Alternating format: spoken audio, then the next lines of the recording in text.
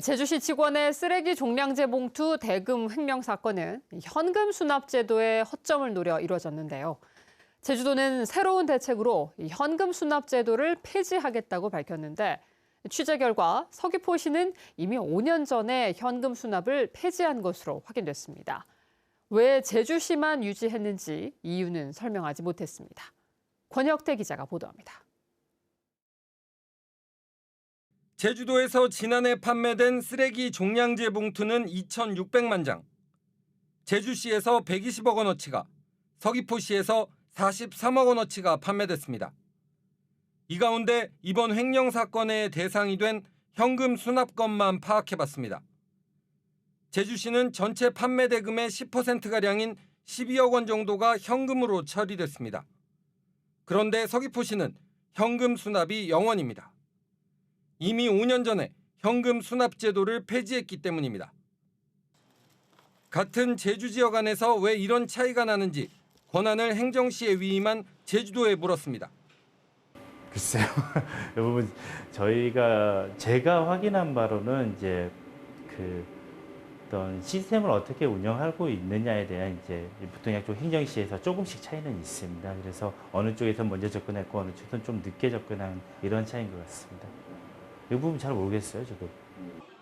제주도는 이미 서귀포시가 시행하고 있는 제도를 사건이 보도되자 마치 새로운 대안처럼 내놓은 겁니다.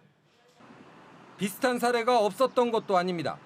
이미 10년 전 울산광역시에서 직원 2명이 종량제 봉투 대금 1억 7천만 원을 비슷한 수법으로 빼돌렸다 적발된 사례도 있습니다. 당시 울산시는 현금 수납 제도를 폐지하고 가상계좌 입금 방식으로 전환하기도 했습니다. 더 큰 문제는 정확한 횡령 금액을 추산하기조차 어렵다는 점입니다. 취재 결과 해당 직원이 근무한 8년 중 2018년부터 2020년까지 3년 동안은 누가 현금 거래를 하고 취소했는지 기록이 남아있지 않은 것으로 확인됐습니다. 그러나 시민들에게 사과한다며 고개를 숙였던 제주시장은 이 같은 사실도 제대로 파악하지 못하고 있었습니다. 담당 부서에서는 조사된 게 2021년부터 25년까지라고 얘기를 하는데 18년부터 21년까지는 비어있다, 아직까지 구성 안 됐다라고 이야기하는데 그 부분 18년부터 20년까지는 지금 그거는 지금 취소권을 확인 못했습니다. 제주시는 MBC의 보도 이후에서야 해당 직원에게 출근 정지 명령을 내린 것으로 확인됐습니다. 또 그동안 연차 휴가를 사용했던 해당 직원은 제주시와 연락이 끊긴 상태라고 밝혔습니다. MBC 뉴스 권혁태입니다. 제주시청 공무원이 수억 원대의 쓰레기 봉투 판매 대금을 횡령했다는 의혹과 관련해 경찰이 정확한 횡령 금액을 규명하는 데 수사력을 집중하고 있습니다. 제주경찰청 이영길 수사과장은 기자간담회에서 쓰레기 봉투를 제작하는 업체를 조사해 실제로 제작한 봉투 숫자와 배포된 숫자, 입금된 금액을 확인하면 금전 거래를 특정할 수 있다고 말했습니다. 김수영 제주경찰청장은 제주시가 현금 거래가 되는 시스템 자체를 횡령이 안 되는 시스템으로 만들지 않은 것이 문제라고 말했습니다. 이재명 정부의 대통령직 인수위원회에 해당하는 국정기획위원회가 제주를 찾아 민원 현장을 방문하고 또 도민 의견을 듣는 자리를 마련했습니다. 많은 도민들이 그동안 해결하지 못했던 다양한 문제들을 풀어놨는데요. 얼마나 해결될지 주목됩니다. 박주연 기자가 보도합니다. 대통령 직속 국정기획위원회 조승래 국민주권위원장이 신양섭지해수욕장을 찾았습니다. 30년 전 시작된 구멍 갈파래의 대량 번식 문제를 살펴보기 위해서입니다. 해녀들은 구멍 갈파래 때문에 물질을 못해 생계를 위협받고 있다며 호소했습니다.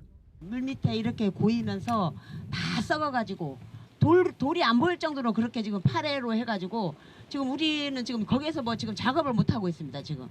또 1995년에 조성된 신양항 방파제를 원인으로 지목하고 정부가 직접 나서 해결해달라고 요구했습니다. 근데 저것이 생기면서 파래가 생겼기 때문에 우리 지역 주민들은 저것을 의심하는 겁니다. 이에 대해 조승래 위원장은 전반적인 원인 조사를 위해 예산 반영에 노력하겠다고 밝혔습니다. 정확하게 진단할 수 있도록 한 번 더 종합적인 좀 검토 과정을 좀 거쳐보는 게 어떠냐. 그런 종합 계획을 거치고 나서 필요한 예산을 세워야 될 거 아니겠어요. 이재명 정부 대통령직 인수위원회에 해당하는 국정기획위원회의 국민소통 플랫폼 찾아가는 모두의 광장이 마련된 제주시청 회의실. 아침부터 저마다 갖고 있는 문제를 호소하려는 시민들로 북적였습니다. 주민자치위원회 자격을 제한해 줄 것과 늘어나는 자전거 불법 주차 문제 해결, 원도심에 가로수를 심어달라는 의견 등 내용도 다양했습니다. 뭐 적십자 회장이라는 사람도 여기 주민자치위원으로 들어와 버리면 어떠한 역할을 할 수 있는 게 없어요. 예. 총장, 관장, 이장님들은 이제 주민자치위원 중복 선정되지 않게 해달라. 네네. 그것은 핵심이 되는 게 자전거 불법 주차 문제입니다. 말로만 탄소 중립을 외치면서 주민들이 제시한 의견은 국정과제에 반영하거나 관계부처에 전달해 해결 방안을 모색할 계획입니다. 국정과제로 반영을 하는 건 반영을 하고 그렇지 못한 것들은 각 부처에 전달이 돼서 부처에서 부처의 정책으로 검토해서 민원인들에게 반드시 회신을 하도록 그렇게 조치를 하고 있습니다. 오전 10시부터 오후 3시까지 접수된 제주 지역 민원은 모두 80여 건. 다음 달 국가중점 과제를 정해 대통령에게 보고할 예정인 가운데 이번 현장 방문에서 나온 의견이 얼마나 해결될지 주목됩니다. MBC 뉴스 박주연입니다. 더불어민주당 당대표 선거에 나선 박찬대 후보가 제주를 찾았습니다. 다음 달 2일 전당대회를 앞두고 제주를 방문한 박 후보는 제주 4.3 평화공원을 참배해 유족들을 만나고 더불어민주당 제주도당 당사를 찾아 당직자들과 당원들을 만났습니다. 박 후보는 간담회 자리에서 우리 당의 주인은 권리당원이라는 것이 확실히 증명됐다며 당원이 주인인 민주당과 국민이 주인인 대한민국을 만들겠다고 강조했습니다. 민주당과 진보당 소속 도의원 20여 명이 김용태 전 국민의힘 비상대책위원장의 4.3 관련 발언을 규탄하는 결의안을 공동 발의했습니다. 결의안에는 역사적 진실을 왜곡한 김 전 위원장의 공식 사과와 재발 방지 약속을 촉구하고 국회에 왜곡 발언에 대한 처벌 규정 신설 요구가 담겨 있습니다.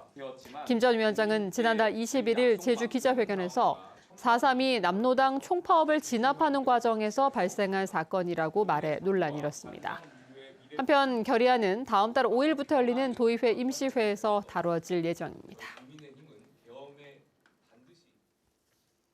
제주 지역 농민들이 제주도청 앞에서 기자회견을 열고 한미 상호관세 협상 농축산물 개방을 반대했습니다. 이들은 이재명 정부가 유전자 변형 농산물과 30개월 이상 미국산 소고기 수입 확대를 추진하며 국민들의 건강을 위협할 수 있는 농축산물 수입을 강요하고 있다고 주장했습니다. 이어 정부는 미국의 통상 압력에 단호히 맞서 우리나라의 식량 주권을 사수하고 국민의 안전한 먹거리를 지켜내야 한다고 강조했습니다.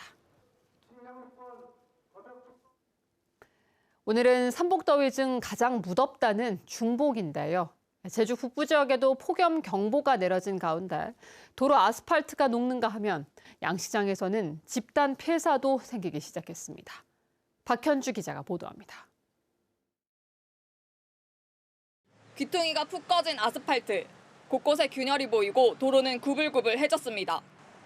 아스팔트가 솟아오른 탓에 차량들은 도로 가장자리를 피해 지나갑니다. 아스팔트가 도로 바깥까지 밀려나왔고 그로 인해 주황색 점선이 훼손됐습니다. 아스팔트가 뒤틀린 원인 중 하나는 계속된 폭염. 제주뿐만 아니라 전국적으로도 뒤틀림이나 땅 꺼짐 현상까지 나타나고 있습니다. 요새 기온이 좀 30도 이상 많이 올라가서 아스콘이 약간 약해진 상태의 대형 차량, 화물 차량들이 많이 다니면서 소속 변형이 좀 일어난 것 같습니다. 변형까지 생기기 시작하면서 달아오른 도로를 식히기 위해 살수차도 동원됐습니다. 제주시는 살수 차량 7대를 동원해 오전, 오후 매일 2차례씩 차량 통행이 많은 주요 도로에 40여 톤씩 물을 뿌리고 있습니다. 폭염 때문에 이 아스팔트 과정으로 해서 열이 많거든요. 그러다 보면은 차량이 다니는데 타이어 같은 게나 문제가 발생할 수도 있고. 제주 서부 지역에 내려졌던 폭염경보는 북부 지역으로까지 확대됐습니다. 낮 최고 기온도 한림이 34.5도까지 오르는 등 30도를 웃도는 불볕더위가 계속되고 있습니다. 폭염에 바닷물 온도까지 높아져 양식장 두 곳에서 넙치 14,000여 마리가 집단 폐사했습니다.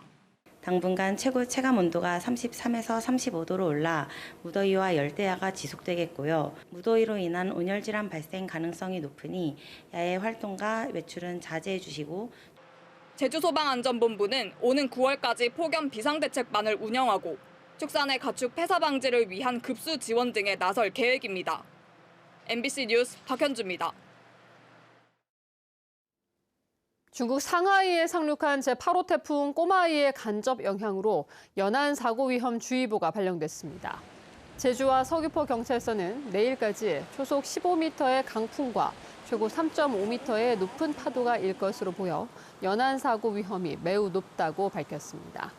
해경은 물놀이를 할 때는 안전요원이 배치된 곳에서 구명조끼를 착용하고 기상 악화에 따른 물놀이 통제에 협조해달라고 당부했습니다.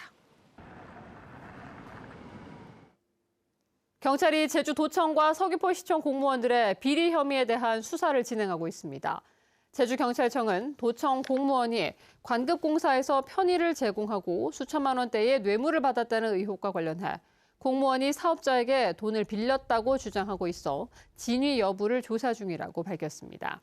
또 서귀포시청 공무원이 서귀포 시민문화체육복합센터 민간 위탁 사업자에게 특혜를 주었다는 의혹에 대해 선정 과정의 공정성과 금품 수수 여부를 조사 중이라고 밝혔습니다. 제주 삼다수 위탁 판매사 공개 입찰에서 광동제약이 우선 협상 대상자로 선정됐습니다. 제주도 개발공사는 제안서 평가 결과 판권 입찰에 참여한 11개사 가운데 광동제약이 가장 높은 점수를 받아 도외 위탁 판매사 우선 협상 대상자로 선정됐다고 밝혔습니다. 지난 2013년부터 삼다수 위탁 판매를 맡아온 광동제약이 최종 협상을 통해 유통사로 확정되면 오는 2029년까지 삼다수를 판매할 수 있게 됩니다. 제주 바다에서 침수된 바지선이 침몰한 것으로 확인됐습니다. 오늘 아침 6시 50분쯤 서귀포시 토평동 앞바다에서 낚시터로 쓰이던 230톤급 바지선이 침수됐습니다.